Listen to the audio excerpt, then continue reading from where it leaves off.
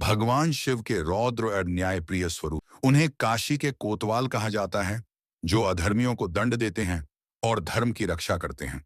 लेकिन क्या कभी काल भैरव की भी परीक्षा हुई है? यह कहानी उस रहस्य को उजागर करती है जब स्वयं महादेव ने काल भैरव की अग्नि परीक्षा ली। कहानी जानने से पहले भगवान भोलेनाथ के सच्चे भक्त कमेंट में जय भोलेनाथ जरूर लिखें। सत्य युग का अंतिम समय था। पृथ्वी पर राक्षसी शक्तियां धीरे धीरे बढ़ रही थी। स्वर्ग में देवता चिंतित थे। भगवान विष्णु ने कहा, जब अन्याय बढ़े तो न्याय के रक्षक की भी कसौटी आवश्यक होती है। तब महादेव मुस्कुराए और बोले, काल भैरव को पृथ्वी पर भेजा जाए, परंतु उसकी अग्नि परीक्षा ली जाएगी ताकि सृष्टि को यह पता चले कि शक्ति का सही उपयोग क्या है। काशी नगरी में तेरे एक तेजस्वी योद्धा का जन्म हुआ। बालक भैरव जन्म से ही उसमें असीम शक्ति थी। उसकी आंखें अग्नि समान चमकती थीं। बाल्यकाल से ही उसने हजारों असुरों का वध किया, तंत्र साधकों को अधर्म से बचाया, पिशाचों और डाकिनियों पर विजय पाई। परंतु वह क्रोधी भी था। अधर्म का नाम सुनते ही उसकी तलवार चल जाती। महादेव ने उसकी परीक्षा लेने के लिए एक विचित्र लीला रची। उन्होंने एक असुर को जन्म दिया, अग्निदेवासुर। यह असुर आग से बना था और वह केवल धर्म के नाम पर अधर्म करता था।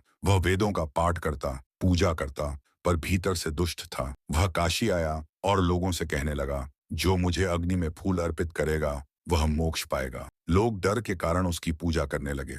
भैरव को जब यह ज्ञात हुआ तो वह क्रोधित हो उठा। भैरव उस असुर के पास गया और बोला, तू धर्म का ढोंग कर रहा है। अग्नि से मोक्ष नहीं, सत्य से मोक्ष मिलता है। असुर हंसते हुए बोला, तो आ, अग्नि में उतर और मुझे हरा कर दिखा। भैरव ने बिना सोचे समझे अपनी तलवार निकाली। वह असुर से भिड़ गया, लेकिन जैसे ही उसने तलवार चलाई, अग्नि की ज्वाला आसमान तक उठी और पूरा शहर जलने लगा। लोग चीखने लगे, मंदिरों में आग लग गई, संत रोने लगे। भैरव ने असुर को मार तो दिया, लेकिन बेकसूर भी जल उठे। आकाश से आवाज आई, भैरव। भगवान शिव प्रकट हुए। उनके हाथ में त्रिशूल, आंखों में करुणा और मुख पर कठोरता थी। तू न्याय का रक्षक है, लेकिन आज तूने निर्दोषों को भी दुखी कर दिया। भैरव ने सिर झुका लिया, प्रभु, मैंने अधर्मी को मारा। शिव बोले, यह ही तो अग्नि परीक्षा थी। क्या तू शक्ति को संयम से उपयोग कर सकता है? भैरव ने अपनी तलवार जमीन पर रख दी।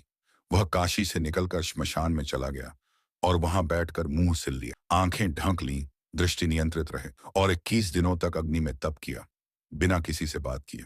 भगवान विष्णु, ब्रह्मा, पार्वती सभी देख रहे थे। कोई भैरव अहंकार छोड़ संयम सीख रहा है। भैरव तप से उठे। अब उनकी आंखें शांत थीं। तलवार थी पर म्यान में थी। महादेव प्रकट हुए और बोले, अब तू पूर्ण हुआ है। शक्ति के साथ तूने धैर्य सीखा। तू अब सिर्फ काल नहीं, न्याय का जीवित रूप है। इसके बाद भैरव को काशी का कोतवाल घोषित किया गया। कोई भी व्यक्ति काशी में प्रवेश नहीं कर सकता जब तक वह काल भैरव की अनुमति न ले। उनकी पूजा आज भी इस बात की याद दिलाती है कि शक्ति जरूरी है, पर संयम उससे भी बड़ा है।